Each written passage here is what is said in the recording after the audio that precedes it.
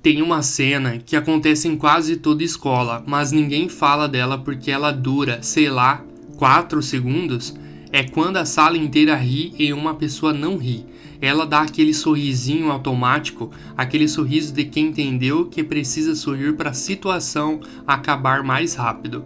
E é bizarro como dá para reconhecer esse sorriso instantaneamente, porque ele não sobe até os olhos, ele parece atendimento de telemarketing.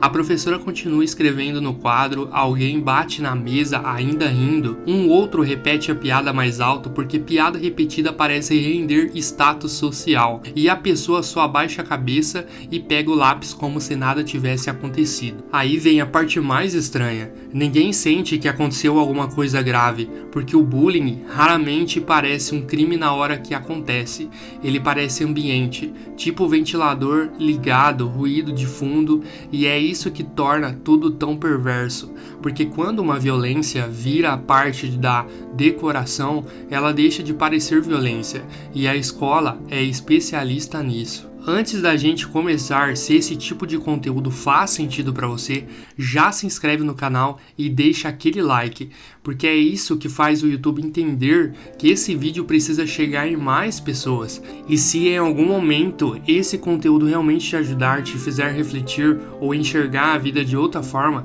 e você puder fortalecer o canal, vou deixar o link do LivePix na descrição. Agora faz uma coisa, pega sua água ou seu café, coloca o celular no silencioso por alguns minutos e tenta prestar atenção de verdade no que você vai ouvir aqui. Tem lugar que transforma humilhação em cultura organizacional com a mesma naturalidade que organiza feira de ciências. E o pior, nem a agressão explícita, não é o empurrão no corredor, não é o apelido, é o teatro psicológico que vem depois. Aquela coisa meio coletiva, meio silenciosa, a vítima começa a perceber que reclamar piora tudo, porque sempre parece alguém com aquele tom insuportavelmente irracional.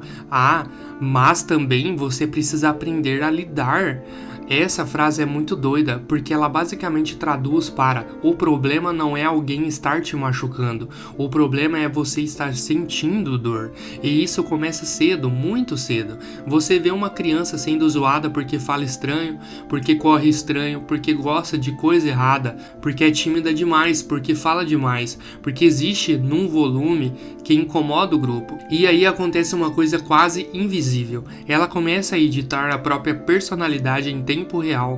Tem criança que aprende a rir antes dos outros rirem, para parecer que tá no controle. Isso é pesado. A pessoa vira roteirista da própria humilhação. Ela entrega a piada antes que entreguem nela. E os adultos acham isso maturidade. Tá vendo? Agora ele entrou na brincadeira.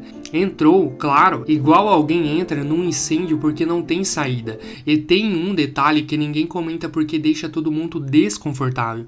Muitas vezes o bullying não é sobre ódio, é sobre entretenimento. Essa é a parte cruel. Às vezes ninguém quer destruir vocês especificamente. Você só virou o personagem secundário perfeito para aliviar o tédio coletivo das 10h47 da manhã de uma terça-feira. O grupo percebe uma insegurança, um jeito de falar, um silêncio esquisito e pronto, aquilo vira um botão. E ser adolescente já é viver num estado mental meio animalesco. Tudo é hierarquia, tudo é território, tudo é aprovação. Tem menino que muda completamente a voz quando entra perto do grupo. Isso é muito real. O cara tá conversando normal no corredor, aí chegam os amigos e do nada ele começa a agir como se estivesse sendo filmado para um reality show cancelável. Porque a adolescência é basicamente um monte de pessoas aterrorizadas tentando não parecer vulnerável. Só que alguém sempre precisa virar o vulnerável oficial da sala, o para-raio emocional. E aí entra uma coisa que Jung falava, sem parecer aquelas páginas de filosofia no Instagram com fundo preto e foto do Nietzsche fumando. As pessoas projetam coisas nelas mesmas que não suportam enxergar. O grupo encontra alguém estranho e transforma aquela pessoa numa lixeira psicológica coletiva. Todo mundo joga aquilo, insegurança, medo, vergonha, frustração. É quase ritualístico. Por isso, certas vítimas nem precisam fazer nada. Elas só existem de um jeito que lembram aos outros algo desconfortável. E isso enlouquece grupos humanos desde sempre, porque grupo ama uniformidade, grupo ama consenso, grupo ama aquela sensação viciante de todo mundo tá rindo da mesma coisa, mesmo quando a coisa é uma pessoa. E é muito fácil perceber isso olhando uma sala depois que alguém sofre bullying. Ninguém olha diretamente, tem aquela energia estranha. A pessoa pega o material devagar, finge que tá tudo normal, alguém muda de assunto rápido demais, outro mexe no celular sem necessidade nenhuma. O ser humano tem um talento impressionante para perceber sofrimento e imediatamente fingir que não percebeu, porque reconhecer a dor dos outros cria responsabilidade, e responsabilidade social dá trabalho. Então é mais confortável chamar de brincadeira. Foi só uma zoeira. Você leva tudo pro pessoal. Essa frase é incrível, porque bullying literalmente é pessoal, mas existe uma necessidade quase desesperada de transformar a crueldade em humor, porque o humor absorve. Se tá todo mundo rindo, então ninguém é culpado, e talvez a escola seja o primeiro lugar onde muita gente aprende isso. Se várias pessoas fazem algo juntas, aquilo começa a parecer moralmente neutro, mesmo sendo cruel, aliás, principalmente sendo cruel. É por isso que algumas vítimas começam a desenvolver um comportamento muito específico depois. Talvez você faça isso hoje sem perceber. Você ensaia mentalmente situações sociais antes delas acontecerem. Tipo entrar numa sala, tipo pedir informação, tipo mandar áudio. Você calcula a reação dos outros antes de existir reação nenhuma, porque seu cérebro aprendeu que exposição é perigosa. Tem gente que até hoje muda o jeito de andar quando sente que alguém tá olhando. Isso não desaparece magicamente aos 18 anos. Bullying não termina na escola, ele só muda de roupa. Vira ambiente corporativo, vira relacionamento, vira internet. Aliás, a internet pirou uma coisa específica, ela transformou humilhação em conteúdo. Hoje existe plateia para tudo. O adolescente antigamente era zoado por 30 pessoas da sala, agora ele pode ser humilhado por 2 milhões de desconhecidos, enquanto alguém coloca música acelerada e legenda engraçada em cima. E o mais assustador é que a lógica continua igualzinha. O grupo continua premiando quem humilha melhor, só mudou a qualidade da câmera. E sabe o que é realmente desconfortável?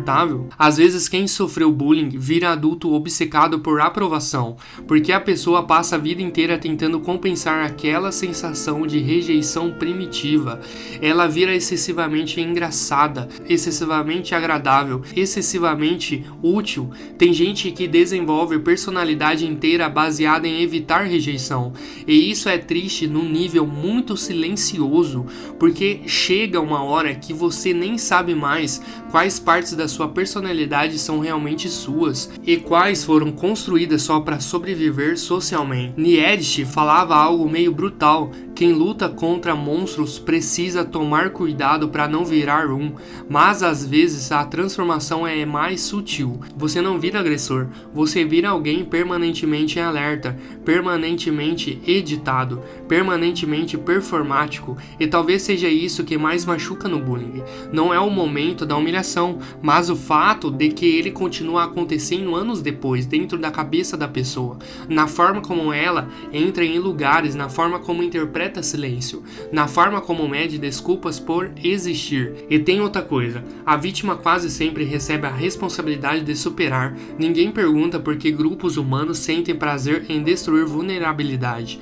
A cobrança vai direto para quem sofreu. Você precisa ser forte. Mas talvez o problema seja justamente esse culto absurdo que a gente criou em torno da força, porque todo ambiente social parece funcionar como um reality show emocional.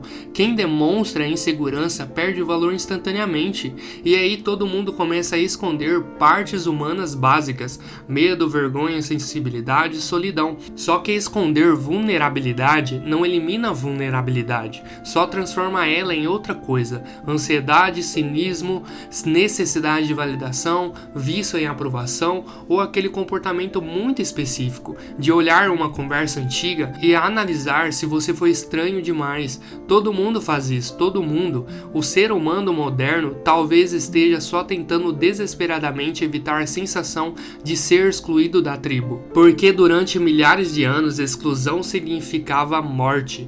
Talvez seja por isso que a humilhação social dói fisicamente. O cérebro realmente interpreta como ameaça. Então, quando alguém sofre bullying, instantaneamente o corpo aprende. Aprende tensão, aprende vigilância, aprende antecipação e depois a sociedade chama isso de personalidade. É estranho pensar nisso. Talvez metade do que a gente chama de identidade seja só mecanismo de defesa repetido por tempo suficiente. E talvez seja por isso que tanta gente adulta ainda se sente uma criança tentando sobreviver no recreio, só que agora usando roupa social, porque no fundo o bullying nunca foi só sobre escola, ele sempre foi sobre o medo humano de não pertencer, e o quanto grupos conseguem ser cruéis quando percebem alguém diferente, vulnerável ou simplesmente mais fácil de atingir. O mais assustador é perceber que quase todo mundo lembra exatamente onde sentava na sala quando alguma humilhação aconteceu. O cérebro guarda isso, guarda o cheiro da sala, o barulho da cadeira, a sensação de calor no rosto, mas quase ninguém lembra o que aprendeu na escola naquele dia.